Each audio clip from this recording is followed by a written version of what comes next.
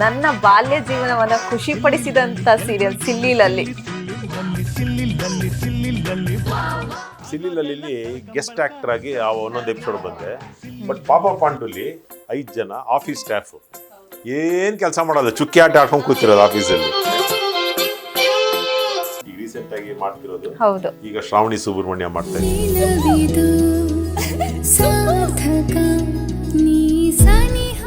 ಹೊಡಿತೀನಿ ಅನ್ನೋ ಒಂದು ಆಸೆ ಇದೆ.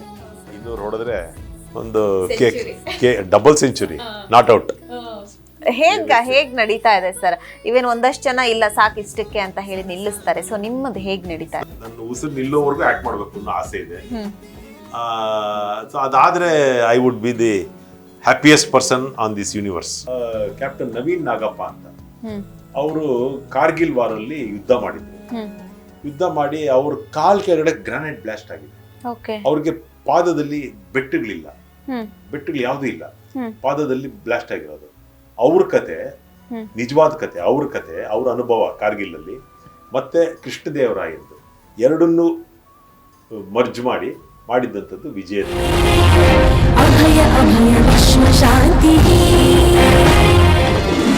ಈ ಕೊರೋನಾ ಟೈಮ್ ಅಂತ ಬಂದಾಗ 1-2 ವರ್ಷ ಕೈ ಕಟ್ ಹಾಕ್ದಂಗೆ ಆಗಿತ್ತು, ಏನೂ ಇರಲಿಲ್ಲ. ನಾನು ಕೊರೋನಾ ನನಗೆ ಎಫೆಕ್ಟ್ ಆಗಿತ್ತು. ನನಗೆ, ನನ್ನ ವೈಫ್ಗೆ MS ರಾಮಯ್ಯ ಅನ್ನೋ ಒಂದು ಹಾಸ್ಪಿಟಲ್ ಫೋನ್ ಮಾಡಿ ಕೇಳಿದ್ರು. ಅವರು 16,000 ರೂಪಾಯಿ ಪರ್ ಡೇ.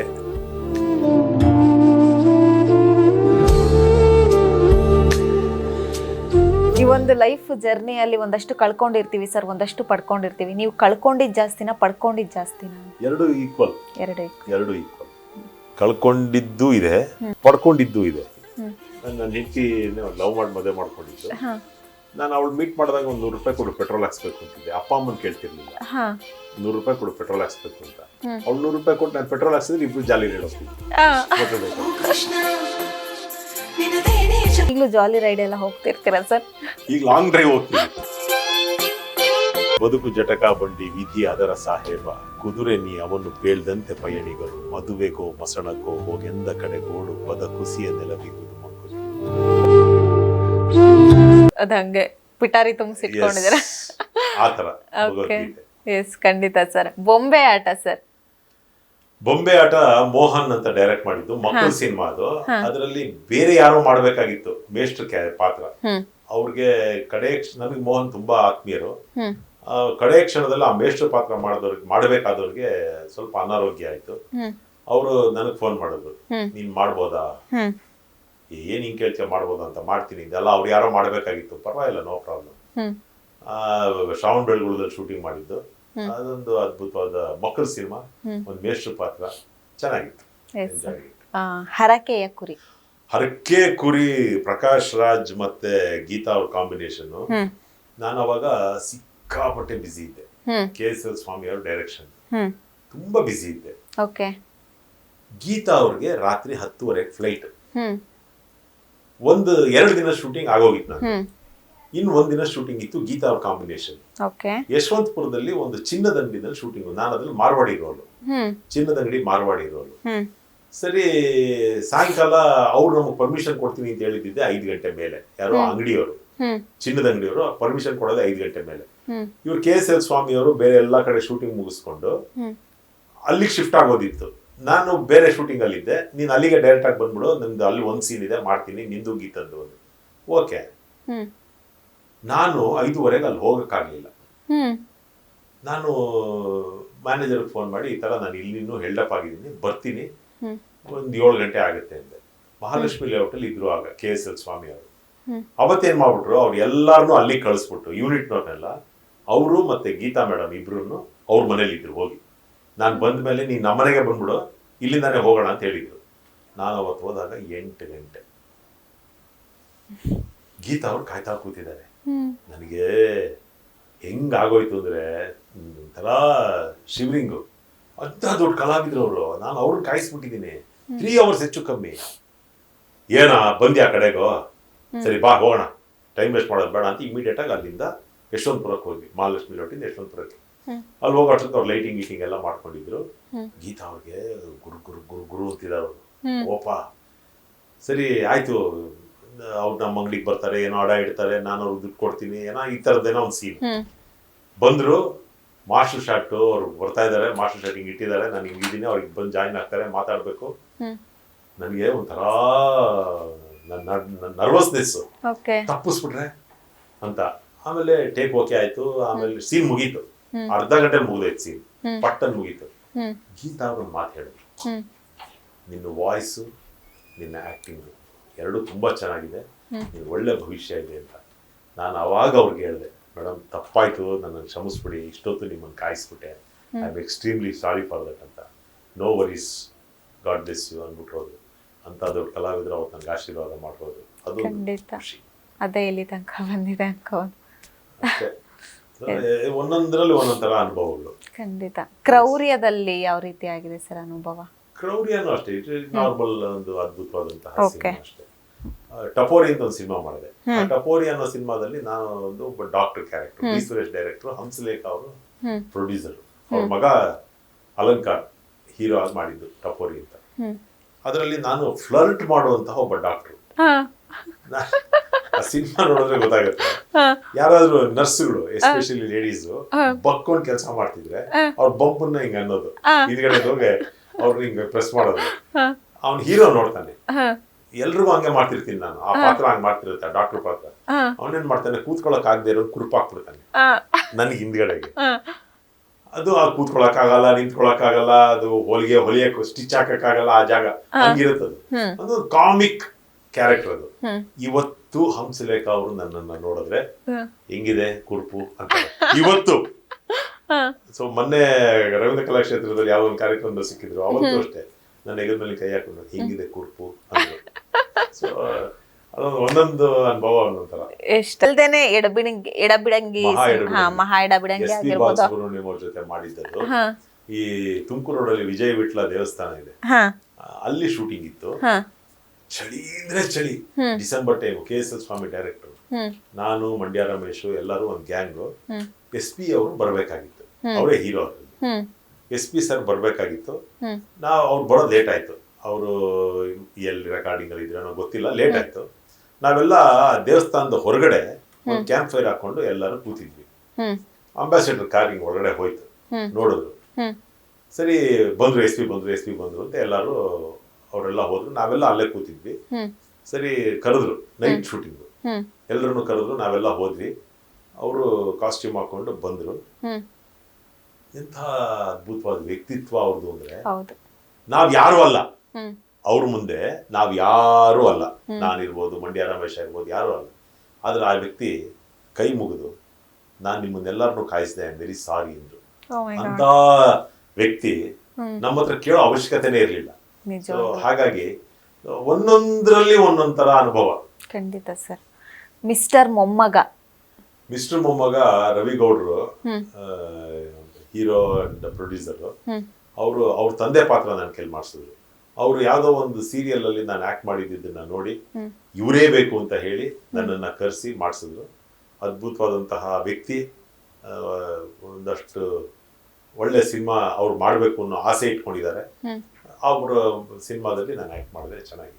ನೀನನ್ನ ಮರೆಯಲಾರೆ, ನಾನಿನ್ನ ಮರೆಯಲ್ಲ, ರಾಜ್ಕುಮಾರ್ ಅವ್ರದ್ದು ಅವಾಗ ಹೇಳಿದ್ನಲ್ಲ, ಅದೊಂದು ರಾಜ್ಕುಮಾರ್ ಅವ್ರನ್ನ ಇಷ್ಟ ಹತ್ರದಿಂದ ನೋಡೋ ಭಾಗ್ಯ ಆ ವಯಸ್ಸಲ್ಲಿ ಯಾರಿಗಿರುತ್ತಿದ್ದು, ಅದ್ ಹೌದು ಅಲ್ವಾ? ಸೊ ಅದೊಂದು ಹಂಗಾಗಿ ಎಷ್ಟೋ ಜನ ಅನ್ಕೊಂಡಿರ್ತಾರೆ ನಾವು ಕೂಡ ಅವ್ರ ಜೊತೆ ಆಕ್ಟ್ ಮಾಡ್ಬೇಕಂತ. ನೀವು ಆಗ್ಲೇ 8 ವರ್ಷದಲ್ಲೇ ಮಾಡಿದೀರಾ. ಅದೇ, ಅದು ಹಿಂದೆ ಬ್ಯಾಕ್ ಗ್ರೌಂಡ್ ಅಲ್ಲೇ ಆದ್ರೂ ಆ ವ್ಯಕ್ತಿತ್ವ, ಆ ವ್ಯಕ್ತಿ ಮರೆಯಕ್ಕೆ ಆಗಲ್ಲ. ಕಣ್ಮುಂದೆ ಈಗಲೂ ಅದನ್ನ ಕಣ್ಮುಚ್ಕೊಂಡ್ರೆ ಆ ಸೆಟ್ಟು, ಅವ್ರು ಹಾಕೊಂಡಿದ್ದ ಜುಬ್ಬ, ಆ ಮೋಟರ್ ಬೈಕ್ ಅವ್ರು ಓಡಿಸ್ಕೊಂಡ್ ಬರೋದು, ಇವೆಲ್ಲ ಕಣ್ಮುಂದೆ ಬರುತ್ತೆ. ಖಂಡಿತ.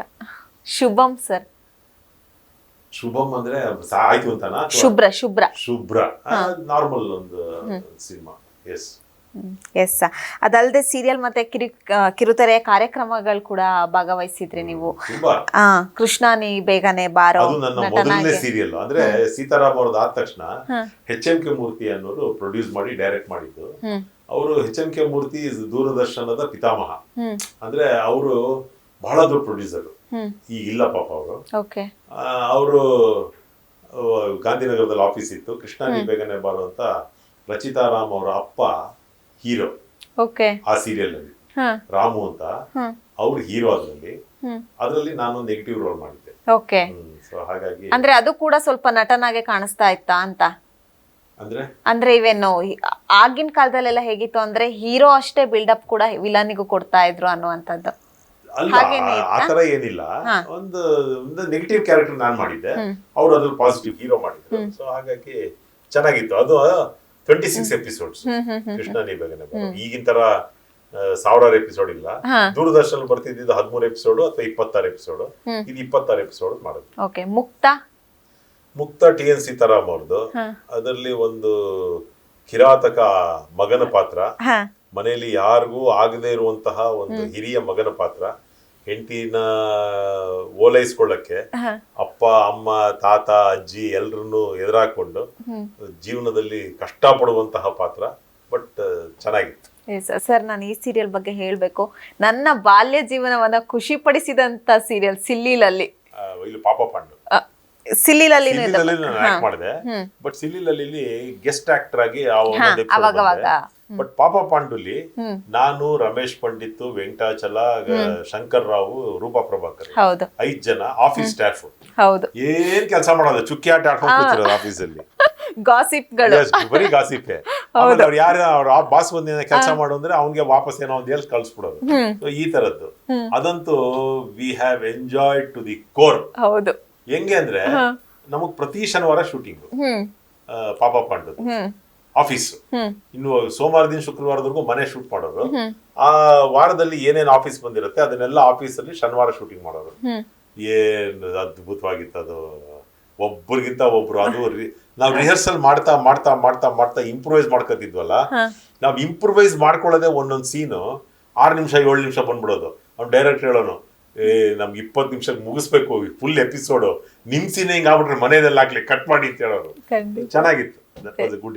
ಇದಲ್ದೆ ಎಷ್ಟೋ 185 ಸೀರಿಯಲ್ ಅಂತ ಅಂದೆ ನಾನು. 4 ತಂತೆ ಆಗಿರ್ಬೋದು, ಮುತ್ತಿನ ತೆರೆ ಆಗಿರ್ಬೋದು, ಮುಷ್ಟರ್ ಬುಕ್, ಹೇಳ್ತಾ ಹೋದ್ರೆ ನಮಗೆ ಸಾಕಾಗದೇ ಇಲ್ಲ.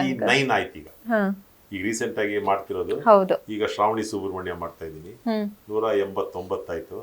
ಸದ್ಯದಲ್ಲೇ 200 ಹೊಡಿತೀನಿ ಅನ್ನೋ ಒಂದು ಆಸೆ ಇದೆ. 200 ಹೊಡೆದ್ರೆ ಒಂದು century, double century, not out ಆಸೆ ಇದೆ. ನೋಡೋಣ ಹೇಗ್ ನಡೀತಾ ಇದೆ ಸರ್. ಇವೇನ್ ಒಂದಷ್ಟು ಜನ ಇಲ್ಲ ಸಾಕು ಇಷ್ಟಕ್ಕೆ ಅಂತ ಹೇಳಿ ನಿಲ್ಲಿಸ್ತಾರೆ. ಸೊ ನಿಮ್ಮದು ಹೇಗ್ ನಡೀತಾ ಇದೆ? ನಾನು ಹೇಳದ್ನಲ್ಲ ನಿಮ್ಗೆ, ನಾನು ಲಾಸ್ಟ್ ನನ್ನ ಉಸಿರು ನಿಲ್ಲೋವರೆಗೂ ಆಕ್ಟ್ ಮಾಡ್ಬೇಕು ಅನ್ನೋ ಆಸೆ ಇದೆ. ಸೊ ಅದಾದ್ರೆ I would be the happiest person on this universe. ಅದೇ, ಒಂದ್ ಕಡೆ ನಟನೆ ಆಗಿದೆ, ಒಂದ್ ಕಡೆ ನಿರ್ದೇಶಕರಾಗಿದ್ದೀರಾ, ನೀವು ಬರಹಗಾರರು ಕೂಡ. ಒಂದಷ್ಟು ಬರಹಗಾರರಾಗಿ ಬರ್ದಿರೋದು ಇದೆ. ಡಾಕ್ಟರ್ ಸುಕನ್ಯಾ ಆಕ್ಚುಲಿ ನಾನ್ ಬರ್ದಿದ್ದಲ್ಲ. ಡಾಕ್ಟರ್ ಸುಕನ್ಯಾ ಪ್ರಹ್ಲಾದ್ ಅವ್ರ ಕತೆ ಅವ್ರು ಬರೆದ್ರು. ಅದು ಕಾದಂಬರಿ ಆಯ್ತು. ಕಾದಂಬರಿ ಆದ್ಮೇಲೆ ಚಿತ್ರಕಥೆ ನಾವು ಮಾಡಿದ್ವಿ. ಚಿತ್ರಕಥೆ ಮಾಡಿದ ಸ್ಕ್ರೀನ್ ಪ್ಲೇ ಮಾಡಿದೆ. ಸ್ಕ್ರೀನ್ ಪ್ಲೇ ಆದ್ಮೇಲೆ ಹಾಡುಗಳು ಬರ್ದೆ. ಅದಕ್ಕೆ ಒಂದು 3 ಹಾಡು ಬರ್ದೆ. ಅದಾದ್ಮೇಲೆ ಅದಕ್ಕೆ ಒಂದಷ್ಟು ಡೈಲಾಗ್ಸ್ ಕೂಡ ಬರ್ದೆ. ಈ ತರ ಮಾಡಿದೆ. ನಾನು ಈಗ ಒಟ್ಟು 9 ಸಿನಿಮಾ ಡೈರೆಕ್ಟ್ ಮಾಡಿದ್ದೀನಿ.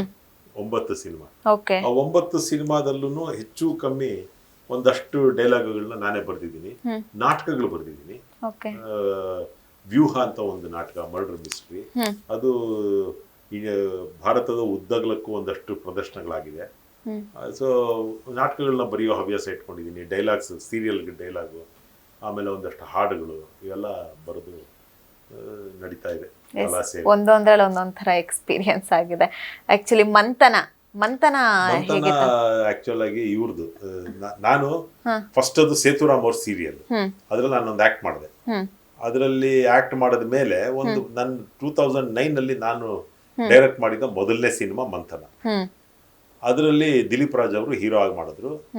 ಆ ಮಂಥನ ಸಿನಿಮಾ ಅದು ಒಬ್ಬ ಡ್ರಗ್ ಅಡಿಕ್ಟ್ ಬಗ್ಗೆ. ಆಮೇಲೆ ನಾನ್ ಡೈರೆಕ್ಟ್ ಮಾಡಿರೋದು ಎಲ್ಲಾ ಸಿನಿಮಾಗಳು ಕಮರ್ಷಿಯಲ್ ಸಬ್ಜೆಕ್ಟ್ಸ್ ಅಲ್ಲ, ಸಮಾಜಕ್ಕೆ ಬಹಳ ಸ್ಟ್ರಾಂಗ್ ಮೆಸೇಜ್ ಇರುವಂತದ್ದು. ನಾನು ಫಸ್ಟ್ ಡೈರೆಕ್ಟ್ ಮಾಡಿದ್ದು ಮಂಥನ, ಅದು ಡ್ರಗ್ ಅಡಿಕ್ಟ್. ಆಮೇಲೆ ಮಾಡಿದ್ದು ಸಲೀಲಾ ಅಂತ, ಅದು ನೀರು. ಅಂದ್ರೆ ಹಳ್ಳಿಯ ನೀರು, ಅಂದ್ರೆ ಒಂದು ಯಾವುದೋ ಒಂದು ಫ್ಯಾಕ್ಟ್ರಿ ಹರಿಯೋ ನೀರನ್ನ ಕಲ್ಮಶ ಮಾಡಿದ್ರೆ ಅಥವಾ ಅದನ್ನ ಕೆಮಿಕಲ್ ಬಿಟ್ಟು ಏನೋ ಅದು ನೀರನ್ನ ಪಲ್ಯೂಟ್ ಮಾಡಿದ್ರೆ ಆ ನೀರು ಹರ್ಕೊಂಡು ಮುಂದಿನ ಊರಿಗೆ ಹೋಗುತ್ತೆ. ಆ ಊರಲ್ಲಿ ಆ ನೀರನ್ನು ಉಪಯೋಗಿಸ್ಕೊಳ್ಳೋರು ಮನುಷ್ಯ ಇರ್ಬೋದು, ಪ್ರಾಣಿ ಪಕ್ಷಿ ಇರ್ಬೋದು, ಅದಕ್ಕೆ ಏನು ಎಫೆಕ್ಟ್ ಆಗುತ್ತೆ ಅದನ್ನು ಮಾಡಬಾರ್ದು ಅಂತ ತೋರಿಸೋದಕ್ಕೆ ಸಲೀಲ ಮಾಡಿದೆ, ಮಕ್ಕಳ ಸಿನಿಮಾ ಅದು. ಅದಾದ್ಮೇಲೆ ಡಾಕ್ಟರ್ ಸುಕನ್ಯಾ ಮಾಡಿದೆ. ಡಾಕ್ಟರ್ ಸುಕನ್ಯಾ ಒಂದು ಹೆಣ್ಣು ಭ್ರೂಣ ಹತ್ಯೆ ಬಗ್ಗೆ ಮಾಡಿದ್ದು, ಹೆಣ್ಣು ಭ್ರೂಣ ಹತ್ಯೆ ಮಾಡಬಾರ್ದು ಅಂತ ಮಾಡಿದ್ದು. ಅದಾದ್ಮೇಲೆ ವಿಜಯ್ ಧ್ವಜ, ಕ್ಯಾಪ್ಟನ್ ನವೀನ್ ನಾಗಪ್ಪ ಅಂತ, ಅವರು ಕಾರ್ಗಿಲ್ ವಾರಲ್ಲಿ ಯುದ್ಧ ಮಾಡಿದ್ರು. ಯುದ್ಧ ಮಾಡಿ ಅವ್ರ ಕಾಲ್ ಕೆಳಗಡೆ ಗ್ರಾನೈಟ್ ಬ್ಲಾಸ್ಟ್ ಆಗಿದೆ. ಅವ್ರಿಗೆ ಪಾದದಲ್ಲಿ ಬೆಟ್ಟುಗಳಿಲ್ಲ, ಬೆಟ್ಟುಗಳು ಯಾವುದೂ ಇಲ್ಲ, ಪಾದದಲ್ಲಿ ಬ್ಲಾಸ್ಟ್ ಆಗಿರೋದು. ಅವ್ರ ಕತೆ, ನಿಜವಾದ ಕತೆ, ಅವ್ರ ಕತೆ, ಅವ್ರ ಅನುಭವ ಕಾರ್ಗಿಲ್ ಅಲ್ಲಿ, ಮತ್ತೆ ಕೃಷ್ಣದೇವರಾಯಂದು ಎರಡನ್ನೂ ಮರ್ಜ್ ಮಾಡಿದ್ದಂಥದ್ದು ವಿಜಯ ಧ್ವಜ. ಆಮೇಲೆ ಮೂಕಜೀವ ಅಂತ ಮಾಡಿದೆ, ಅದು ಕನ್ನಡ ಅಂಡ್ ತಮಿಳ್ ಮಾಡಿದೆ. ಮೂಕಜೀವ ವೆಂಕಟೇಶ್ ಅಂತ ಪ್ರೊಡ್ಯೂಸರು, ನಾನು ಡೈರೆಕ್ಟ್ ಮಾಡಿದೆ. ಅದು ಒಬ್ಬ ಕಿವುಡ ಮತ್ತೆ ಮೂಗ ಹುಡುಗ ತನ್ನ ಜೀವನದಲ್ಲಿ ಅನುಭವಿಸಬಹುದಾದ ಎಲ್ಲ ಕಷ್ಟಗಳನ್ನ, ಅಂದ್ರೆ ಇವನನ್ನು ತೋರಿಸ್ಕೊಂಡು ಇವನಿಂದ ಯಾವ ರೀತಿ ಬೆನಿಫಿಟ್ ತಗೋತಾರೆ, ಅದು ಊರ್ನವರಾಗಿರ್ಬೋದು ಅಥವಾ ಅಕ್ಕ ಭಾವ ಆಗಿರ್ಬೋದು, ಹೇಗೆ ಮಾಡ್ತಾರೆ. ಆಮೇಲೆ ಅವನು ಯಾರಾದರೂ ಒಬ್ಬ ಸರಿಯಾಗಿರೋ ವ್ಯಕ್ತಿ ಕೈಗೆ ಸಿಕ್ಕಿದ್ರೆ ಅವನ ಬದುಕನ್ನು ಎಷ್ಟು ಸುಂದರವಾಗಿ ರೂಪಿಸ್ಕೋಬಹುದು ಅನ್ನೋದನ್ನ ತೋರಿಸಿರೋದು. ಸೊ ಈ ಥರ ಎಲ್ಲವೂ ಸಮಾಜಮುಖಿ ಕಥೆಗಳನ್ನು ಇಟ್ಕೊಂಡು ಮಾಡಿರುವಂತಹ ಸಿನಿಮಾಗಳನ್ನೇ ನಾವು ಮಾಡಿರೋದು. ಎಸ್ ಸರ್, ಮೊದಲಿಂದನೂ ನಿಮ್ಮ ಕೆಲಸವನ್ನ ಕಾರ್ಯರೂಪಕ್ಕೆ ತೊಡಗಿಸ್ಕೊಂಡು ಬಂದಿದ್ದೀರಾ. ಈ ಕೊರೋನಾ ಟೈಮ್ ಅಂತ ಬಂದಾಗ 1-2 ವರ್ಷ ಕೈ ಕಟ್ಟು ಹಾಕ್ದಂಗೆ ಆಗಿತ್ತು, ಏನೂ ಇರಲಿಲ್ಲ. ಸೊ ಹೆಂಗೆ ನಿರ್ವಹಿಸ್ತಿದ್ದೀರಾ? ಅದರಲ್ಲೂ ನಾನು ಹೇಳಲೇಬೇಕು, ಮೊದಲನೇದಾಗಿ ನೀವೆಷ್ಟೋ ಜನಕ್ಕೆ ಸಹಕಾರಿಯಾಗಿದ್ದೀರಾ, ಸಹಾಯ ಮಾಡಿದ್ದೀರಾ.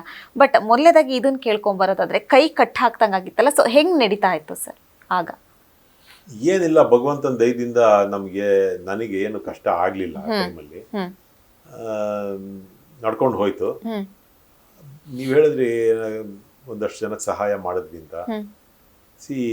ತುಂಬಾ ಜನ ಕಷ್ಟಪಟ್ರು ನಮ್ಮ ಚಿತ್ರರಂಗದಲ್ಲಿ. ಈ ಪೋಷಕ ಕಲಾವಿದರು ಮತ್ತೆ ತಂತ್ರಜ್ಞರು ತುಂಬಾನೇ ಕಷ್ಟಪಟ್ರು. ನಾನು ಒಂದಿನ ಕೂತಿದ್ದಾಗ ಯೋಚನೆ ಮಾಡಿದೆ, ಬಿಕಾಸ್ ನಾನು ಕರೋನಾ ನನಗೆ ಎಫೆಕ್ಟ್ ಆಗಿತ್ತು. ನನಗೆ, ನನ್ನ ವೈಫ್ಗೆ MS ರಾಮಯ್ಯ ಅನ್ನೋ ಒಂದು ಹಾಸ್ಪಿಟ್ಲಿಗೆ ಫೋನ್ ಮಾಡಿ ಕೇಳಿದೆ ಅಡ್ಮಿಟ್ ಆಗೋಕ್ಕೆ. ಅವರು 16,000 ರೂಪಾಯಿ per day ward charge plus medicines ಒಂದು. ಸರಿ, ಇನ್ನೊಂದು ಹಾಸ್ಪಿಟ್ಲಿಗೆ ಫೋನ್ ಮಾಡಿ ಕೇಳಿದೆ, ಅವ್ರು 12,000 ರೂಪಾಯಿ ಹೇಳಿದ್ರು. ಸರಿ, ಆಮೇಲೆ ಇನ್ಯಾರೋ ಮೂಲಕ ಬೊಮ್ಮಸಂದ್ರನಲ್ಲಿ ಕೋವಿಡ್ ಕೇರ್ ಸೆಂಟರ್ ಇದೆ, ಅಲ್ಲಿ ಹೋಗಿ ನೀವು, ಅವ್ರಿಗೆ ಫೋನ್ ಮಾಡಿದ್ದಕ್ಕೆ ಅವ್ರು 6,000 ರೂಪಾಯಿ ಹೇಳಿದ್ರು. ಸರಿ, ನಾನು ನನ್ನ ಹೆಂಡತಿ ಇಬ್ಬರು ಅಲ್ಲಿ ಹೋದ್ವಿ ರಾತ್ರಿ. ಅದೊಂದು ಭಾವನಾತ್ಮಕವಾದಂತಹ ಕ್ಷಣ. ಅವಾಗ ನಾವು ಮನೆ ಕಟ್ತಾ ಇದ್ವಿ, ಆಯ್ತಾ, ಆಲ್ಮೋಸ್ಟ್ ಫಿನಿಶಿಂಗ್ ಸ್ಟೇಜಸ್ ಅಲ್ಲಿ ಇತ್ತು, ಪೇಂಟಿಂಗ್ ನಡೀತಾ ಇತ್ತು. ನನ್ನ ಮಗಳು ಇಬ್ರು ಇದ್ರು. ನನ್ನ ಮಗಳಿಬ್ಬರನ್ನು ನನ್ನ ಸಿಸ್ಟರ್ ಮನೆ ಕಳ್ಸಿದ್ವಿ. ಅವಾಗ ಈ ನ್ಯೂಸು ಅದೆಲ್ಲ ನೋಡ್ತಾ ಇದ್ದಾಗ ಭಯ ಆಗೋದು. ಆ ಹಾಸ್ಪಿಟ್ಲ್ಗೆ ಅಡ್ಮಿಟ್ ಆಗಿ ಸತ್ತೋಗ್ಬಿಟ್ರೆ ಬಾಡಿ ಕೊಡಲ್ಲ, ಅವರೇ ಕ್ರಿಮೇಷನ್ ಮಾಡ್ತಾರೆ, ಇದೆಲ್ಲ ಒಂಥರ ಮನಸ್ಸು ತುಂಬ ಇದಾಗಿತ್ತು, ವಿಚಲಿತವಾಗಿತ್ತು. ಸರಿ, ನನ್ನ ರಾತ್ರಿ 10 ಗಂಟೆ ನಾನಾಗ ಒಂದು ಅಪಾರ್ಟ್ಮೆಂಟಲ್ಲಿ ಬಾಡಿಗೆಗಿದ್ದೆ, ಮನೆ ಕಟ್ತಾ ಇದ್ವಲ್ಲ, ಅಪಾರ್ಟ್ಮೆಂಟಲ್ಲಿ ಬಾಡಿಗೆಗಿದ್ದೆ. ಅಲ್ಲಿಂದ ನಾನು ನನ್ನ ವೈಫ್ ಇಬ್ಬರು ನನ್ನ ಸಿಸ್ಟರ್ ಮನೆಗೆ ಹೋದ್ವಿ ರಾತ್ರಿ 10 ಗಂಟೆಗೆ. ನನ್ನ ಮಗಳಿಬ್ಬರು ಹೊರಗಡೆ ಕರೆದ್ವಿ. ಗೇಟ್ಗೆ ಆ ಕಡೆ ಅವರು, ಗೇಟ್ಗೆ ಈ ಕಡೆ ನಾವು. ಹತ್ರ ಹೋಗೋಂಗಿಲ್ವಲ್ಲ. ನಾನು ನನ್ನ ಮಗನಿಗೆ ಹೇಳಿದೆ, ಅವಳನ್ನ ಚೆನ್ನಾಗಿ ನೋಡ್ಕೋ, ದೇವ್ರು ಚೆನ್ನಾಗಿಟ್ಟಿರಲಿ, ಗೊತ್ತಿಲ್ಲ ವಾಟ್ ಇಸ್ ನೆಕ್ಸ್ಟ್ ಅಂತೆಲ್ಲ ಹೇಳಿದ್ವಿ. ಅದು ತುಂಬ ಭಾವನಾತ್ಮಕವಾದಂತಹ ಸನ್ನಿವೇಶ. ಅಲ್ಲಿಂದ ಹಾಸ್ಪಿಟ್ಲಿಗೆ ಹೋಗಿ ಅಡ್ಮಿಟ್ ಆದ್ವಿ. ದೇವ್ರ ದಯದಿಂದ ಬದುಕಿದ್ದೀನಿ, ವಾಪಸ್ ಬಂದ್ವಿ ನಾವು. ಆಮೇಲೆ ಮನೆ ಕಂಪ್ಲೀಟ್ ಆಯಿತು, ಹೋದ್ವಿ. ಬಟ್ ಈ ಎಲ್ಲದರ ಮಧ್ಯೆ ಈ ಪಾಪ ಈ ತುಂಬ ಜನ ತಂತ್ರಜ್ಞರು, ಕಲಾವಿದರು ಏನಾಗ್ತಿದೆಯಲ್ಲ ಅಂತ ನಮ್ದೊಂದು ಟ್ರಸ್ಟ್ ಇದೆ. ಆ ಟ್ರಸ್ಟ್ ಮೂಲಕ ಏನಾದ್ರು ಮಾಡೋಣ ಅಂತ ನಾನು ನಮ್ಮ ಪ್ರೊವಿಷನ್ ಸ್ಟೋರ್ ಒಂದಿದೆ ಅಲ್ಲಿ, ಅವ್ರಿಗೆ ಫೋನ್ ಮಾಡಿದೆ. ಒಂದು ಕಿಟ್, ಒಂದಿಷ್ಟು ಅಕ್ಕಿ, ಬೇಳೆ ಎಲ್ಲವೂ ಒಂದು 15ರಿಂದ 20 ದಿವಸಕ್ಕೆ ಆಗೋಷ್ಟು, ಆದರೆ ಎಷ್ಟಾಗತ್ತೆ ಅಂತ ಅವನು ಒಂದು ಅಮೌಂಟ್ ಹೇಳ್ದ. ನಾನು ನೋಡಿದೆ ನನ್ನ ಫೀಸಿಬಿಲಿಟಿ, ನನ್ನ ಎಷ್ಟಾಗತ್ತೆ ಅಂತ. ಆಮೇಲೆ ನಮ್ಮ ಟ್ರಸ್ಟ್ ಅಕೌಂಟು, ಆಮೇಲೆ ಒಂದಷ್ಟು ಜನ ನನ್ನ ರಿಲೇಟಿವ್ಸ್ ಎಲ್ಲರನ್ನು ಕೇಳಿದೆ ಫೋನಲ್ಲಿ. ಎಲ್ಲರೂ ಕೊಡ್ತೀವಿ ಇದ್ರು, ಎಲ್ಲರೂ ಒಂದಷ್ಟು ಜನ ಕಾಂಟ್ರಿಬ್ಯೂಟ್ ಮಾಡಿದ್ರು. ಅವನ ಅಂಗಡಿಯವ್ನಿಗೆ ಹೇಳಿ ಒಂದು 185 ಕಿಟ್ಟು ರೆಡಿ ಮಾಡಿಸಿ ತಗೊಂಬಂದು ನಮ್ಮ ಮನೇಲಿ ಇಟ್ಕೊಂಡು ಎಲ್ಲರನ್ನೂ ಕರೆಸಿ ಕೊಟ್ಟು ಕಳಿಸ್ದೆ. ನನ್ನ ಕೈಲಾದ ಒಂದು ಸಣ್ಣ ಕೆಲಸ ಅದನ್ನೇನು ನಾವು ನೀವು ಕೇಳಿದ್ರಿ ಅಂತ ಹೇಳಿದೆ, ಅದನ್ನೇನು ನಾವು ಹೇಳ್ಕೋಬಾರ್ದು. ನಾವು ಮಾಡಿದ್ದು ಹಿಂಗೆ ಮಾಡಿದ್ದೀನಿ ಅಂತ ಹೇಳ್ಕೋಬಾರ್ದು. ಬಟ್ ಭಗವಂತ ಮಾಡಿಸ್ದ, ನಾನು ಮಾಡಿದೆ ಅಷ್ಟೇ. ಎಸ್ ಸರ್, ಎಷ್ಟೋ ಜನ ನಾವಾಯ್ತು ನಮ್ಮ ಪಾಡಾಯ್ತು ಅಂತ ಇರ್ತಾರೆ. ಬಟ್ ನೀವು ಆ ಕೊರೋನಾ ಟೈಮಲ್ಲಿ ಅಲ್ಲದೆ ಕೂಡ ಈಗಲೂ ಕೂಡ ಅಷ್ಟೇ ಎಷ್ಟೋ ಜನಕ್ಕೆ ನಾನು ನಿಮ್ಗೆ ಅವಾಗಲೇ ಹೇಳಿದ್ನಲ್ಲ, ಊರು ಕಾದು ದೊಡ್ಡ ಬೋರೇಗೌಡ ಅನ್ನಿಸ್ಕೊಂಡ ಅಂತ. ಬೇಡದ ಉಸಾಬರಿನ ತಲೆ ಮೇಲೆ ಹಾಕೊಂಡು ಅನುಭವಿಸ್ತಾನೆ ಇದ್ದೀನಿ. ಈಗ ಇವತ್ತೇನೋ ಒಂದು ಇನ್ಸಿಡೆನ್ಸ್ ಆಗುತ್ತೆ ಅನ್ಕೊಳ್ಳಿ, ಈಗ ಬುದ್ಧಿ ಕಲಿಬೇಕು, ನಾಳೆಯಿಂದ ನಂಗೆ ಮಾಡಬಾರ್ದು ಅಂತ. ನಾಳೆ ಮಾಡಲ್ಲ, ನಾಡಿದ್ದಿಂದ ಮತ್ತದೇ ನಾಯಿ ಬಾಲ ಡೊಂಕು. ಹಂಗೆ ನಾವು ಅದು ಮಾಡೋದು ತಪ್ಪು ಅಂತ ಗೊತ್ತಿರತ್ತೆ, ಆದ್ರೂ ಮಾಡ್ಬೇಕು ಅನ್ನೋ ಆಸೆ ಇರುತ್ತೆ. ಬಟ್ ನಾನು ಮಾಡೋದ್ರಿಂದ ಯಾರಿಗೋ ಒಬ್ರಿಗೆ ಹೆಲ್ಪ್ ಆದ್ರೆ ಓಕೆ, ಅದರಲ್ಲೇ ಸಾರ್ಥಕತೆ ಅಷ್ಟೇ, ಖುಷಿ. ಎಸ್ ಅದಲ್ಲದೆ ಸರ್, ನಿಮ್ಮ ಸೀರಿಯಲ್ಗಳಲ್ಲಿ ನಾನು ಆಗ್ಲೇ ಕೇಳ್ದಂಗೆ ಒಂದೊಂದು ಪಾತ್ರವನ್ನ ಒಬ್ಬೊಬ್ರು ಮೆಚ್ಕೋತಾ ಹೋದಂಗೆ ಈ ಜುಗ್ಗ ಅನ್ನುವಂಥದ್ದು ಬಂದೋಗ್ಬಿಟ್ಟಿದೆ. ನಿಮ್ನ ನೋಡಿದ್ರೆ ಸಾಕು, ಓ ಇವರು ಜುಗ್ರು ಅಲ್ರಾ ಅಂತಾರೆ. ಸೊ ಆ ರೀತಿ ಗಮನಿಸಿದ್ಯಾ ಸರ್? ನಿಮ್ಗೆ ಅಭಿಮಾನಿಗಳು ಯಾರು ಸಿಕ್ಕಿದಾಗ ನಿಮ್ನ ಮೇನ್ ಆಗಿ ಗುರ್ತಿಸೋದು ಯಾವುದು ಅನ್ನುವಂಥದ್ದು? ದೊಡ್ಡ ಇನ್ಸಿಡೆನ್ಸ್ ಇದೆ. 4 ತಂತಿ ಸೀರಿಯಲ್ ಮಾಡ್ತಾರೆ. ಓಕೆ. ಅವಾಗ ಸೀರಿಯಲ್ಗೆ ಇದು ಮಾಡೋರು, ಏನದು ಊರ್ಗೆ ಹೋಗಿ ಸೀರಿಯಲ್ಸ್ ಅಂತೆ ಅಥವಾ ಸಂವಾದ ಅಂತ ಮಾಡೋರು. TNC ತರಾಮ್ ಅವರು ಅದನ್ನ ಶುರು ಮಾಡಿದ್ದು, ಸಂವಾದದ ಕಾನ್ಸೆಪ್ಟ್. 4 ತಂತಿದ್ದು ಸಂವಾದ ಹುಬ್ಳಿಲಿ ಇತ್ತು. ಸರಿ, ನಾವೆಲ್ಲ ಸ್ಟೇಜ್ ಮೇಲೆ ಇದ್ವಿ, ಪ್ರಶ್ನೆ ಉತ್ತರ ಎಲ್ಲವೂ ಆಯ್ತು, ಕಾರ್ಯಕ್ರಮ ತುಂಬಾ ಚೆನ್ನಾಗಾಯ್ತು. ಮುಗಿಸ್ಕೊಂಡು ನಾವು ಆಡಿಟೋರಿಯಂಗೂ ನಾವು ಇದ್ದಿದ್ದು ಹೋಟ್ಲಿಗೂ ವಾಕಬಲ್ ಡಿಸ್ಟೆನ್ಸ್. ಸರಿ, ನಾನು ಒಂದಷ್ಟು ಜನ ಕಲಾವಿದರು ನಡ್ಕೊಂಡು ಹೋಗ್ತಾ ಇದ್ವಿ. ಥಿಯೇಟರ್ ಇಂದಾನು ಆಗಷ್ಟೇ ಜನ ಎಲ್ಲ ಹೊರಗಡೆ ಬರ್ತಾ ಇದ್ರು. ನಾವು ಮುಂದೆ ಒಂದು 5 ಜನ ಹೋಗ್ತಾ ಇದೀವಿ, ಹಿಂದೆ ಒಂದು 8-10 ಜನ ಲೇಡೀಸ್ ನಮ್ಮ ಹಿಂದೆ ನಡ್ಕೊಂಡ್ ಬರ್ತೀಯಾರ ಒಂದಷ್ಟು ದೂರದಲ್ಲಿ. ನಡ್ಕೊಂಡು ಹಿಂಗ್ ಬರ್ತಾ ಇದ್ರು. ನಾನೇ ಜೋರಾಗಿ ಮಾತಾಡ್ತಾ ಇದ್ದೀನಿ, ನನ್ನ ವಾಯ್ಸ್ ಕೇಳಿಸ್ತಲ್ಲ. ನಿಂತ್ಕೊಳ್ರಿ ಅಂದ್ರು. ನಾವು ನಿಂತ್ಕೊಳ್ವಿ. ಆಯಮ್ಮ ಬದ್ಲು, ನಿಮ್ಗೇನ್ ಸ್ವಲ್ಪ ನನ್ನ ಮಾನ ಮರ್ಯಾದೆ ಇದೆಯಾ? ನಿಮ್ಮ ಅಪ್ಪ ಅಮ್ಮನ ಏನ್ ಹಂಗ್ ತೊಂದರೆ ಕೊಡ್ತೀಯಲ್ಲ ನೀನು? She was about to slap me. ಕೈ ಎತ್ಬಿಟ್ಟಿದ್ರು. ಆಮೇಲೆ ನನ್ನ ಜೊತೆಗಿದ್ದ ಕಲಾವಿದ್ರು, ಅದು ಆಕ್ಟಿಂಗ್ ರೀ, ಇಷ್ಟೊತ್ತು ಅಲ್ಲಿ ಬೈದ್ರಲ್ಲ ಸ್ಟೇಜ್ ಮೇಲೆ, ಈ ತಿರ್ಗಾ ಏನು ಬಿಡಿ ಅಂತ ಬಿಡಿಸಿ ನನ್ನ ಕರ್ಕೊಂಡೋದ್ರು. ಸೊ ಜನ ಒಂದು ವಿಜುವಲ್ ಮೀಡಿಯಾ ಇದೆಯಲ್ಲ, ತುಂಬಾ ಇಂಪ್ಯಾಕ್ಟ್ ಮಾಡುತ್ತೆ. ಹೌದು. ನಾವು ಕಲಾವಿದ್ರನ್ನ ಅವರು ನಮ್ಮ ಮನೆಯಲ್ಲೇ ಯಾವ್ದೋ ಒಂದು ಪಾತ್ರ ಇದು ಅನ್ಕೊಂಡ್ಬಿಡ್ತಾರೆ. ಖಂಡಿತ ನಮ್ಮನ್ನ ರಿಲೇಟ್ ಮಾಡ್ಕೋತಾರೆ. ಇವ್ ನನ್ನ ತಮ್ಮ ಇದ್ದಂಗೆ, ನನ್ನ ಅಣ್ಣ ಇದ್ದಂಗೆ, ನನ್ನ ಚಿಕ್ಕಪ್ಪ ಇದ್ದಂಗೆ ನಮ್ಮನ್ನ ರಿಲೇಟ್ ಮಾಡ್ಕೋತಾರೆ. ಅಂದ್ರೆ ಆ ಪಾತ್ರ ರಿಲೇಟ್ ಮಾಡ್ಕೋತಾರೆ. ಹೌದು. ಸೊ ಈ 4 ತಂತಿಯ ಪಾತ್ರ ಪ್ರಭುದೇವ ಅಂತ, ಅದನ್ನ ಎಷ್ಟು ಹತ್ರ ತಗೊಂಡ್ಬಿಟ್ಟಿದ್ರು ಅಂದ್ರೆ, ಆಮೇಲೆ ಅವ್ರಿಂದ ಬಿಡಿಸ್ಕೊಂಡು ನಾವು ಹೋಗೋ ಅಷ್ಟೊತ್ತಿಗೆ ಸಾಕಾಯ್ತು. ಸೊ ಈ ತರದ್ದು ಹಲವಾರು ಅನುಭವಗಳಿದೆ. ಈಗ ಯಾವ್ದಾದ್ರು ರೀಸೆಂಟ್ ಆಗಿ ಮೆಚ್ಕೊಂಡಿದೆ ಯಾವ್ದಾದ್ರು ಇದೆಯಾ? ಅದೇ ಜುಗ್ಗ. ಜುಗ್ಗ ಅದ್ಭುತವಾಗಿ ಈಗ್ಲೂ ಅಷ್ಟೇ ನೀವ್ ಹೇಳ್ದಂಗೆ. ನಾನು ಎಲ್ಲೋದ್ರೂ ಆ ಜುಗ್ಗನ್ ಪಾತ್ರ ತುಂಬಾ ಚೆನ್ನಾಗಿ ಮಾಡಿದ್ರಿ, ಈಗ ನೆಕ್ಸ್ಟ್ ಯಾವ್ದು ಮಾಡ್ತಾ ಇದ್ದೀರಾ ಅಂತ ಈ ತರದ್ದೆಲ್ಲ ಕೇಳ್ತಾರೆ. ಒಂದಷ್ಟು ಜನ ಪ್ರೀತಿಯಿಂದ ಮನೆಗೆ ಬನ್ನಿ ಅಂತ ಕರೀತಾರೆ, ಫೋಟೋ ತೆಗೆಸ್ಕೊತಾರೆ.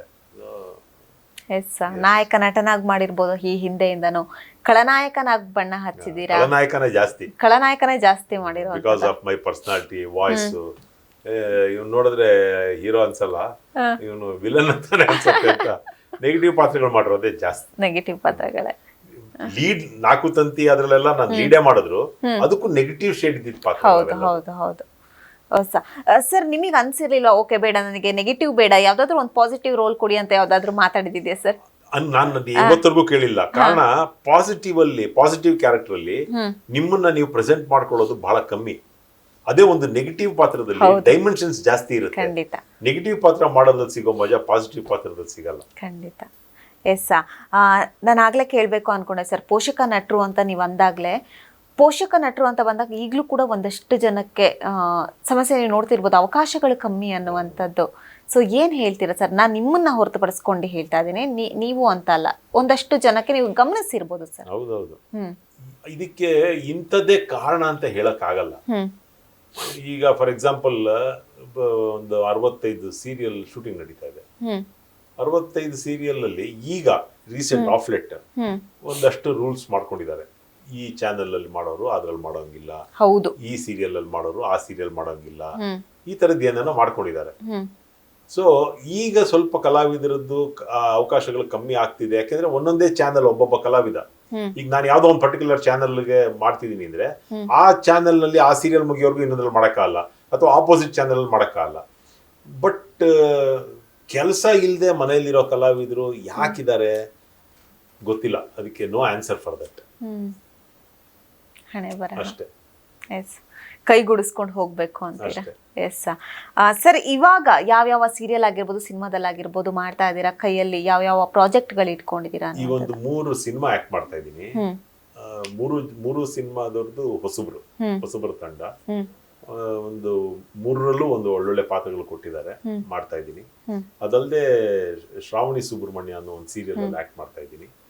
ಇನ್ನೊಂದು ಸೀರಿಯಲ್ದು ಮಾತುಕತೆ ನಡೀತಾ ಇದೆ, ಅದು ಟೇಕ್ ಆಫ್ ಆಗ್ಬೇಕು, ಯಾವಾಗ ಆಗುತ್ತೆ ಗೊತ್ತಿಲ್ಲ. ಸೊ ನಡೀತಾ ಇದೆ ಬದುಕು.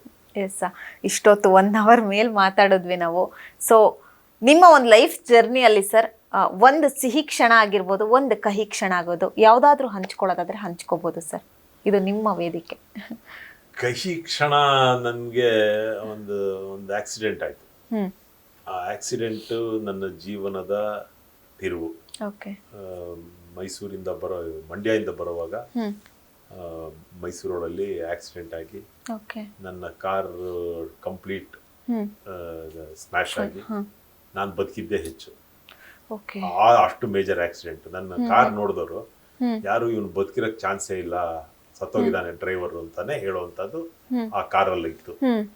ಅದಾದ್ಮೇಲೆ ನಾನು ಎಲ್ರು ಅಂದ್ರೆ ಡಾಕ್ಟರ್ ನನಗೆ ಟ್ರೀಟ್ ಮಾಡ್ತಾ ಇದ್ದ ಡಾಕ್ಟರ್, ಫಸ್ಟ್ ನಾನು ಟ್ರೀಟ್ ಮಾಡಿದ ಡಾಕ್ಟರ್ ಡ್ರಿಂಕ್ ಅಂಡ್ ಡ್ರೈವ್ ಅಂದ್ರು. ಫಾರ್ಚುನೇಟ್ಲಿ ಆರ್ ಅನ್ಫಾರ್ಚುನೇಟ್ಲಿ ನಾನು ಕುಡಿಯಲ್ಲ, ಮುಂಚಿಂದಾನು ಕುಡಿಯಲ್ಲ, ಅಭ್ಯಾಸವೇ ಇಲ್ಲ, ಸ್ಮೋಕ್ ಮಾಡಲ್ಲ, ನಾನ್ ವೆಜ್ ತಿನ್ನಲ್ಲ. ಅವ್ರಿಗೆ ನನ್ನ ಜೊತೆಗಿದ್ದವರು ಅವರು ಇಲ್ಲ ಕುಡಿಯಲ್ಲ ಅವರು ಅಂತ ಎಷ್ಟು ಹೇಳಿದ್ರು ಕೇಳಲಿಲ್ಲ. ನನಗೆ ಅನಸ್ತೇಷಿಯಾ ಕೊಡದೆ ಕಾಲ್ಗೆ ಸ್ಟಿಚ್ ಹಾಕಿದ್ರು, 21 ಸ್ಟಿಚ್ ಮಂಡಿಗೆ.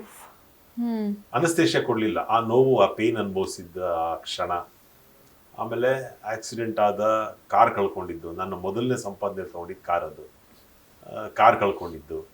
ಆಮೇಲೆ ನನ್ನ ಮನೆಯಲ್ಲಿ ನನ್ನ ವೈಫು ಅವರು ನನಗೆ ಸಪೋರ್ಟ್ ಮಾಡಿದ ರೀತಿ, ಇವೆಲ್ಲವೂ ನೆನೆಸ್ಕೊಂಡ್ರೆ ಈಗಲೂ ಭಾಳ ಭಾವುಕನಾಗ್ತೀನಿ. ಅದೇ ರೀತಿ ಸಿಹಿ ಕ್ಷಣ, ಇಷ್ಟು ವರ್ಷ ನಿರಂತರವಾಗಿ ಜನಗಳ ಪ್ರೀತಿ, ಭಗವಂತನ ಆಶೀರ್ವಾದದಿಂದ ನಡ್ಕೊಂಡು ಹೋಗ್ತಾ ಇದೆ ನನ್ನ ಕಲಾ ಬದುಕು, ಕಲಾ ಸೇವೆ ನಿರಂತರವಾಗಿ. ಇದು ಒಂದು ಸಿಹಿ ಕ್ಷಣ, ಅದು ಒಂದು ಕಹಿ ಕ್ಷಣ. ಬದುಕು ಅಂದಮೇಲೆ ಸಿಹಿ ಕಹಿ ಎರಡೂ ಇದ್ರೇನೆ ಆ ಬದುಕು ಪರಿಪೂರ್ಣ ಆಗೋದು. ಅದರಲ್ಲಿ ನಂಬಿಕೆ ಇಟ್ಕೊಂಡು ಆಗೋಷ್ಟು ದಿವಸ ಇನ್ನೊಬ್ರಿಗೆ ಒಳ್ಳೇದು ಮಾಡ್ತಾ, ಒಳ್ಳೆ ಮಾತಾಡ್ತಾ, ನಗ್ತಾ ನಗಿಸ್ತಾ ನಡ್ಕೊಂಡು ಹೋಗೋದು ಅಷ್ಟೇ. ಆ 21 ಸ್ಟಿಚ್ಗೆ ಆಗಿರುವಂತ ನೋವು ಈಗ ಸಣ್ಣ ಪುಟ್ಟ ನೋವೇನು ಹೊಸದಲ್ಲ ಅಂತ ಅನ್ಕೋತೀವಿ. ಅಲ್ವೇ ಅಲ್ಲ. ಅದಾದ್ಮೇಲೆ ನನ್ಗೆ ಬೋನ್ ಡಿಸ್ಲೊಕೇಟ್ ಆಯ್ತು, ಟ್ರಾಕ್ಷನ್ ಹಾಕಿದ್ರು, ಹೆಚ್ಚು ಕಮ್ಮಿ 3.5 ತಿಂಗಳು 4 ತಿಂಗಳು ಹಾಸಿಗೆ ಮೇಲಿದ್ದೆ. ಹಾಸಿಗೆ ಮೇಲಿದ್ದಾಗಲೇ ಒಬ್ರು ಬಂದು ಶೂಟಿಂಗ್ ಮಾಡ್ಕೊಂಡು ಹೋದ್ರು. ನನ್ಗೆ ಆಕ್ಟ್ ಮಾಡಕ್ ಆಗತ್ತಾ ಅಂತಾನು ಕೇಳಲಿಲ್ಲ. ನಿನ್ನಿಂದ ನಮ್ ಸೀರಿಯಲ್ ನಿಂತೋಯ್ತು ಅಂತ ಹೇಳಿದ್ರು. ಇವೆಲ್ಲವೂ ಆಯ್ತು. ನಾನು ತುಂಬಾ ಅವಾಗ್ಲೂ ಅದನ್ನ ಹೇಳಿದ್ನಲ್ಲ, ತುಂಬಾ ದಿನಕ್ಕೆ 3 ಸೀರಿಯಲ್ ಶೂಟ್ ಮಾಡ್ತಿದ್ದೆ ನಾನು. ಬೆಳಗ್ಗೆ ಒಂದು, ಮಧ್ಯಾಹ್ನ ಒಂದು, ಸಾಯಂಕಾಲ ಒಂದು. ಅಷ್ಟು ಬ್ಯುಸಿ ಇದ್ದೆ. ನೀನು ಹಿಂಗೆ ಮಾಡ್ಕೊಂಬಿಟ್ಟೆ. ಆಕ್ಸಿಡೆಂಟ್ ಯಾರಾದ್ರೂ ಬೇಕು ಅಂತ ಮಾಡ್ಕೋತಾರ? ಅದು ಹಿಂದಿನ ದಿವಸ ರಾತ್ರಿ ಪೂರ್ತಿ ತೀರ್ಥಹಳ್ಳಿಯಿಂದ ಬೆಂಗಳೂರಿಗೆ ಟ್ರಾವೆಲ್ ಮಾಡಿದ್ದೆ, ನಿದ್ದೆ ಇರಲಿಲ್ಲ. ಮಾರನೇ ದಿನ ನಾನು ಬೆಳಗ್ಗೆ ಬಂದ ತಕ್ಷಣ ಇಲ್ಲಿ ಶೂಟಿಂಗ್ ಇತ್ತು. ಶೂಟಿಂಗ್ ಮುಗಿಸ್ಕೊಂಡು ಬಂದೆ. ಸಾಯಂಕಾಲ ಮಂಡ್ಯ ಪ್ರೋಗ್ರಾಮು, ಕಾಲೇಜಲ್ಲಿ ಚೀಫ್ ಗೆಸ್ಟ್ ನಾನು. ಅಲ್ಲಿಗೆ ಹೋಗ್ಲೇಬೇಕಾದ ಅನಿವಾರ್ಯತೆ. ಮುಗಿದ ಮೇಲೆ ಅವ್ರ ಜೊತೆನೆ, ಅಂದ್ರೆ ನನ್ನ ಯಾರು ಕರ್ಕೊಂಡು ಹೋಗಿದ್ರು ಅವ್ರ ಜೊತೆ ಬಂದಿದ್ದಿದ್ರೆ ಮೋಸ್ಟ್ಲಿ ಆಕ್ಸಿಡೆಂಟ್ ಆಗ್ತಿರ್ಲಿಲ್ಲ. ಅಲ್ಲಿ ಕಾರ್ಯಕ್ರಮ ಮುಗಿದ ತಕ್ಷಣ ಅವರೆಲ್ಲರೂ ರಿಲ್ಯಾಕ್ಸ್ ಆದ್ರು. ಅವರೆಲ್ಲ ಒಂದು ಪಾರ್ಟಿ ಮಾಡ್ಬೇಕು ಅಂತ ಕೂತ್ರು. ನನಗೆ ಪಾರ್ಟಿ ಮಾಡೋ ಮೂಡ್ ಇರ್ಲಿಲ್ಲ. ಮನೆಗೆ ಬಂದು ಮಲಗಬೇಕು ಅನ್ನೋ ಮೂಡ್ ಇತ್ತು. ಅಟ್ಲೀಸ್ಟ್ ನಾನು ಕಾರಲ್ಲೇ ಮಲಗಿದ್ದಿದ್ರು ಏನೋ ಆಗ್ತಿರ್ಲಿಲ್ಲ. ಯಾರಿಗೂ ಹೇಳ್ದೆ ಅಲ್ಲಿಂದ ಬಂದೆ, ಆಕ್ಸಿಡೆಂಟ್ ಆಯ್ತು. ವಿಧಿ ಆಟ ತಪ್ಪಿಸೋದಿಕ್ಕೆ ಯಾರಿಂದನೂ ಸಾಧ್ಯ ಇಲ್ಲ. ಏನೇನು ಯಾವ್ಯಾವ ಟೈಮಲ್ಲಿ ಏನೇನು ಆಗಬೇಕು ಅಂತ ಇಲ್ಲಿರುತ್ತೆ, ಅದು ಆಗೇ ತೀರುತ್ತೆ. ಅದ್ರ ಪ್ರಮಾಣ ಕಮ್ಮಿ ಮಾಡ್ಕೋಬೋದೇ ಹೊರತು ಆಗೋದನ್ನು ತಪ್ಪಿಸೋಕೆ ಯಾರಿಂದನೂ ಸಾಧ್ಯ ಇಲ್ಲ.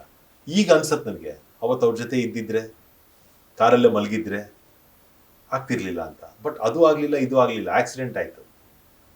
15 ನಿಮಿಷದ ಮುಂಚೆ ನಾನು ಹೆಂಡತಿಗೆ ಫೋನ್ ಮಾಡಿ ಹೇಳಿದೆ, ಬಿಡದಿಲ್ಲಿದ್ದೀನಿ, ಬಂದ್ಬಿಡ್ತೀನಿ, ನೀವು ಮ್ಯಾಕ್ಸಿಮಮ್ ಅರ್ಧ ಗಂಟೆ ಬರ್ತೀನಿ ಅಂತ. ಮತ್ತೆ ನಾನೇ ಫೋನ್ ಮಾಡಿ ಆಕ್ಸಿಡೆಂಟ್ ಆಗಿದೆ ಅಂತ ಹೇಳಿದೆ. ಸೊ ಇದೆಲ್ಲವೂ ಜೀವನದ ಅನುಭವಗಳು, ಪಾಠಗಳು. ಖಂಡಿತ ಸರ್. ಇದೆಲ್ಲದರ ಹಿಂದೆ ಮನೆಯವರ ಸಪೋರ್ಟ್ ತುಂಬಾ ಇಂಪಾರ್ಟೆಂಟ್ ಆಗುತ್ತೆ. ಯಾವಾಗ್ಲೂ ಹೇಳ್ತಾರಲ್ಲ, ಒಬ್ಬ ಸಕ್ಸಸ್ಫುಲ್ ಮೆನ್ ಹಿಂದೆ ವುಮೆನ್ ಯಾವಾಗ್ಲೂ ಇರ್ತಾರಂತ. ನಿಮ್ಮ ಬ್ಯಾಕ್ ಬೋನ್ ಆಗಿ ಯಾವಾಗ್ಲೂ ನಿಂತವರು. ಏನ್ ಹೇಳ್ತೀರಾ? Even to this day she is my support and ಎಲ್ಲವೂ, ನನ್ನ ಬದುಕಿನ ಎಲ್ಲವೂ ಅವಳೆ. ನಾವು ಎಷ್ಟೇ ಜಗಳ ಆಡ್ಬೋದು, ಕಿತ್ತಾಡ್ಬೋದು, ನಗ್ಬೋದು, ಸಂತೋಷವಾಗಿರ್ಬೋದು, ಆದ್ರೆ ಒಂದಂತೂ ಸತ್ಯ, ಪ್ರತಿಯೊಬ್ಬ, ನೀವು ಹೇಳಿದ್ರಲ್ಲ, every success behind a successful man there is a women ಅಂತ. It should not be behind, always it should be with us. ನಮ್ಮ ಜೊತೆಗೆ ಹೆಜ್ಜೆ ಹಾಕಿದಾಗ ಈಗ ನನ್ನ ಕಷ್ಟಗಳಿಗೆ ಅವ್ರು ಹೇಗೆ ಸ್ಪಂದಿಸ್ತಾರೆ, ಅವ್ರ ಕಷ್ಟಗಳಿಗೆ ನಾವು ಸ್ಪಂದಿಸ್ಬೇಕು. ಆದರೆ ನಮ್ಮ ಬದುಕಲ್ಲಿ ನನ್ನ ಕಷ್ಟಗಳಿಗೆ ಅವ್ರು ಸ್ಪಂದಿಸಿರೋದೇ ಹೆಚ್ಚು, ಅವ್ರ ಕಷ್ಟಕ್ಕೆ ನಾನು ಸ್ಪಂದಿಸಿರೋದು ಕಮ್ಮಿ, 0 ಅಂತಾನೆ ಹೇಳ್ಬೋದು.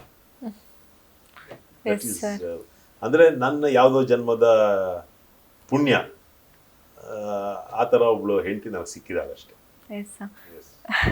ಈ ಒಂದು ಲೈಫ್ ಜರ್ನಿಯಲ್ಲಿ ಒಂದಷ್ಟು ಕಳ್ಕೊಂಡಿರ್ತೀವಿ ಸರ್, ಒಂದಷ್ಟು ಪಡ್ಕೊಂಡಿರ್ತೀವಿ. ನೀವು ಕಳ್ಕೊಂಡಿದ್ದು ಜಾಸ್ತಿನಾ, ಪಡ್ಕೊಂಡಿದ್ದು ಜಾಸ್ತಿನಾ? ಎರಡು ಈಕ್ವಲ್. ಕಳ್ಕೊಂಡಿದ್ದು ಇದೆ, ಪಡ್ಕೊಂಡಿದ್ದು ಇದೆ. ನಾನು ಬರೀ ಕಲಾವಿದನಾಗಿದ್ದಾಗ ಸಂಪಾದನೆ ಮಾಡಿದ್ ಕಮ್ಮಿ. ನಾನು ಈವೆಂಟ್ ಮ್ಯಾನೇಜ್ಮೆಂಟ್ ಕಂಪ್ನಿ ಶುರು ಮಾಡಿದ್ಮೇಲೆ ಅದು ಬ್ಯಾಲೆನ್ಸ್ ಆಗ್ತಾ ಹೋಯ್ತು. ಯಾಕೆಂದ್ರೆ ಕಲಾವಿದ ತಿಂಗಳಲ್ಲಿ ಎಷ್ಟು ದಿವಸ 1, 2, 3 ಸೀರಿಯಲ್ ಆಕ್ಟ್ ಮಾಡಿದ್ರು. ಈಗ serial shooting number of days ಕಮ್ಮಿ ಮಾಡ್ಬಿಟ್ಟಿದ್ದಾರೆ. ಒಂದು ಸೀರಿಯಲ್ 22 ಎಪಿಸೋಡ್ ಶೂಟ್ ಮಾಡ್ಬೇಕು ಅಂದ್ರೆ 10 ದಿವಸದಲ್ಲಿ ಮಾಡ್ತಾರೆ. 10 ದಿವಸದಲ್ಲಿ ನಾನು ಯಾವ್ದೋ ಒಂದು ಪಾತ್ರ ಮಾಡ್ತಿದ್ದೀನಿ ಅಂದ್ರೆ ಅವ್ರು ನನ್ನ ಕೊಡೋದೇ 2 ದಿವಸ. 2 ದಿವಸ ನಾನೇನ್ ಬದುಕು ಕಟ್ಕೊಳಕ್ಕಾಗತ್ತೆ ಆ ಬರೋ ಸಂಪಾದನೆಯಲ್ಲಿ? ಸೊ ಅದಕ್ಕೆ ಪರ್ಯಾಯವಾಗಿ ಏನಾರ ಒಂದು ಇರಬೇಕು. ಪ್ಯಾರಲಲ್ಲಿ ಯು ಶುಡ್ ಹ್ಯಾವ್ ಸಮಥಿಂಗ್. ಅಲ್ಲಿಂದ ಏನೋ ದುಡ್ಡು ಬರ್ತಾ ಇದೆ ಅಂದಾಗ ನಾನು ನನ್ನ ಲೈಫ್ ಸ್ಟೈಲ್ನ ಚೇಂಜ್ ಮಾಡ್ಕೊಳ್ದೆ ಬದುಕು ನಡೆಸ್ಕೊಂಡು ಹೋಗ್ಬೋದು. ಸೊ ನಾನು ಈವೆಂಟ್ ಮ್ಯಾನೇಜ್ಮೆಂಟ್ ಕಂಪ್ನಿ ಶುರು ಮಾಡಿ ಒಂದಷ್ಟು ಅದು ಸ್ಟೆಬಿಲೈಸ್ ಆದಮೇಲೆ ನನ್ನ ಬದುಕು ಬ್ಯಾಲೆನ್ಸ್ ಆಗ್ತಾ ಹೋಯ್ತು. ಖಂಡಿತ ಸರ್. ಎಷ್ಟೋ ಸಂದರ್ಭದಲ್ಲಿ ನಾನು ಮದುವೆಗೆ ಮುಂಚೆ ಎಷ್ಟೋ ಸಂದರ್ಭದಲ್ಲಿ ನನ್ನ ಹೆಂಡತಿ ಲವ್ ಮಾಡಿ ಮದುವೆ ಮಾಡ್ಕೊಂಡಿದ್ದು. ನಾನು ಅವಳು ಮೀಟ್ ಮಾಡಿದಾಗ ಒಂದು 100 ರೂಪಾಯಿ ಕೊಡು ಪೆಟ್ರೋಲ್ ಹಾಕ್ಸ್ಬೇಕು ಅಂತಿದ್ದೆ. ಅಪ್ಪ ಅಮ್ಮನ್ ಕೇಳ್ತಿರ್ಲಿಲ್ಲ. 100 ರೂಪಾಯಿ ಕೊಡು ಪೆಟ್ರೋಲ್ ಹಾಕ್ಸ್ಬೇಕು ಅಂತ. ಅವ್ಳು 100 ರೂಪಾಯಿ ಕೊಟ್ಟು ನಾನು ಪೆಟ್ರೋಲ್ ಹಾಕ್ಸಿದ್ರೆ ಇಬ್ರು ಜಾಲಿ ರೇಡ್ ಹೋಗ್ತಿದ್ವಿ ಮೋಟರ್ ಬೈಕಲ್ಲಿ. ಅದೇ ಖುಷಿ. ಹೌದು. ಈಗ ಅವಳು ಬೈಕೊಂಡೆ, ನಿಂದು ಬರೀ ಇದೆ ಅಂತ. ಸರಿ, ಪೆಟ್ರೋಲ್ ಬಂಕ್ಗೆ ಹೋಗಿ 100 ರೂಪಾಯಿ ಪೆಟ್ರೋಲ್ ಹಾಕಿದ್ದ ಅವಳೇ ದುಡ್ಡು ಕೊಡೋಳು, ನಾನು ಪೆಟ್ರೋಲ್ ಹಾಕ್ಸ್ಕೊಂಡು ಇಬ್ರು ಹೋಗ್ತಿದ್ವಿ. ಈ ತರದ್ರಲ್ಲೇ ಮಜಾ. ಹಾಗಾಗಿ ಆಗಿಂದಾನು ನನ್ನ ಜೊತೆಗೆ ನನ್ನ ಕೈ ಹಿಡಿದು ನಡೆಸಿದಾಳೆ, ಹೆಜ್ಜೆ ಆಗ್ತಾ ಇದ್ದಾಳೆ. ಅಂಡ್ ಮೋರ್ ಓವರ್ ನಾವಿಬ್ರು ಆರ್ಟಿಸ್ಟ್ಗಳು. ನಮ್ಮನ್ನ ದೇವ್ರು ಎಷ್ಟು ಚೆನ್ನಾಗಿ ಕಾಪಾಡಿದಾನೆ ಅಂದ್ರೆ ಮೇಡಮ್, ಇವತ್ತು ಹೇಳ್ತೀನಿ, ನಾನು ನನ್ನ ಮಗ MS ಮಾಡ್ತಾನೆ ಅಂತ ಕನ್ಸಲ್ಲೂ ಅನ್ಕೊಂಡಿರ್ಲಿಲ್ಲ. ಆಗತ್ತಾ ನಮ್ಗೆ? ಬಿಕಾಸ್ ಇಂಜಿನಿಯರ್, ನಾನು ಓದಿದ್ದು ಇಂಜಿನಿಯರಿಂಗ್ ಆದ್ರೂ ಅದ್ರ ಕಷ್ಟ, ಬಾಧಕ ಸಾಧಕಗಳು ಗೊತ್ತು ನಮ್ಗೆ. ಎಷ್ಟು ಖರ್ಚಾಗುತ್ತೆ ಗೊತ್ತು, ಫೀಸ್ ಎಷ್ಟು ಗೊತ್ತು, ಸ್ಟ್ರಕ್ಚರ್ ಗೊತ್ತು, ಎಲ್ಲ ಗೊತ್ತು. ಇಂಜಿನಿಯರಿಂಗ್ ಮಾಡ್ದ, MS ಮಾಡ್ದ, ಈಗ ಲಂಡನ್ ಅಲ್ಲಿ ಇದ್ದಾನೆ. ನನ್ನ ಮಗಳು ಫಸ್ಟ್ ಇಯರ್ ಡಿಗ್ರಿ ಓದ್ತಾ ಇದ್ದಾಳೆ. ಆಗತ್ತಾ ಅಂತ ಯೋಚನೆ ಆಗಿತ್ತು. ಆಗೋ ಟೈಮ್ ಬಂದ್ರೆ ನಮಗ್ ಗೊತ್ತೇ ಆಗಿರಲ್ಲ, ಆಗೋಗಿರುತ್ತೆ ಕೆಲಸ. ಅದು ಆಗದೆ ಇರೋ ಟೈಮ್ ಇದ್ರೆ ನಾವ್ ಏನ್ ತಿಪ್ಪರ್ಲಾಗ ಹೊಡೆದ್ರು ಆಗಲ್ಲ ಅಷ್ಟೇ. ಈಗಲೂ ಜಾಲಿ ರೈಡ್ ಎಲ್ಲ ಹೋಗ್ತಿರ್ತೀರಾ ಸರ್? ಈಗ ಲಾಂಗ್ ಡ್ರೈವ್ ಹೋಗ್ತೀವಿ ಯಾವಾಗಾದ್ರೂ ಒಂದೊಂದ್ಸಲ. ಅದು ಇಬ್ಬರಿಗೂ ಮೂಡ್ ಚೆನ್ನಾಗಿದ್ರೆ, ಇಬ್ರು ಫ್ರೀ ಆಗಿದ್ರೆ ಹೋಗ್ತಾ ಇರ್ತೀರಾ. ಓಕೆ ಸರ್, ಎಷ್ಟೋ ವಿಚಾರಧಾರೆಗಳನ್ನ ತಿಳ್ಕೊಂಡೆ, ಯಾರ ಜೊತೆ ಹೇಗಿರ್ಬೇಕು, ಹೇಗ್ ಮಾತಾಡ್ಬೇಕು ಅನ್ನುವಂಥದ್ದು. ಸೊ ಎಸ್ ಸರ್, ಇದೆಲ್ಲದರ ನಡುವೆ ಇನ್ನೇನು ಕೊನೆ ಕ್ಷಣ, ಏನಾದರೂ ವೀಕ್ಷಕರಿಗೆ ನಿಮ್ಮಿಂದ ಏನಾದರೂ ಹೇಳೋ ಅಂಥದ್ದಿದ್ರೆ, ನಮ್ಮ ಸ್ಪೀಡ್ ನ್ಯೂಸ್ನ ವೀಕ್ಷಕರಿಗೆ ಏನಾದರೂ ಹೇಳೋದಾದ್ರೆ ಹೇಳ್ಬೋದು ಸರ್? ಏನು ಹೇಳ್ಬೋದು ನಾನು? ಬದುಕನ್ನ ಸುಂದರವಾಗಿ ಕಟ್ಕೋಬೇಕು. ಒಂದು, ನಾವು ಯಾರ ಜೊತೆ ಬದುಕನ್ನ ಕಟ್ಕೊಳ್ಳೋ ಪ್ರಯತ್ನ ಮಾಡ್ತೀವಿ ಅವ್ರ ಜೊತೆ ಸಂತೋಷವಾಗಿರಬೇಕು. ಒಬ್ಬ ಮನುಷ್ಯ ಅಂದಮೇಲೆ ನೆಗೆಟಿವಿಟಿ, ಪಾಸಿಟಿವಿಟಿ ಎರಡೂ ಇರುತ್ತೆ. ಇಲ್ಲ ಅಂತ ಹೇಳಕ್ಕೆ ಸಾಧ್ಯನೇ ಇಲ್ಲ. ನಾನು ಬರೀ ಪಾಸಿಟಿವ್ ಆಗಿರ್ತೀನಿ ಅಂತ ಹೇಳೋಕ್ಕೂ ಸಾಧ್ಯ ಇಲ್ಲ.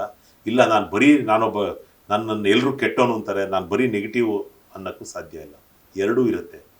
ನಾವು ಯಾರನ್ನ ಮಾತಾಡಿಸ್ತೀವಿ, ಯಾರ ಜೊತೆ ಒಡನಾಟನ ಬೆಳೆಸ್ಕೋತೀವಿ, ಅವರಲ್ಲಿರುವ ಪಾಸಿಟಿವಿಟಿನ ಮಾತ್ರ ತಗೊಂಡು, ಬರೀ ಪಾಸಿಟಿವ್ ವೈಬ್ಸ್ ಮಾತ್ರ ತಗೊಂಡು ನೆಗೆಟಿವನ್ನೆಲ್ಲ ಪಕ್ಕಕ್ಕಿಟ್ಟು ನಗನಗುತ್ತಾ ಸುಖವಾಗಿ ಸಂತೋಷವಾಗಿ ಸಂಸಾರ ಜೀವನ ಸಾಗಿಸೋದಿದೆ, ಅದೇ ಬದುಕು, ಒಂದೇ ಲೈಫು.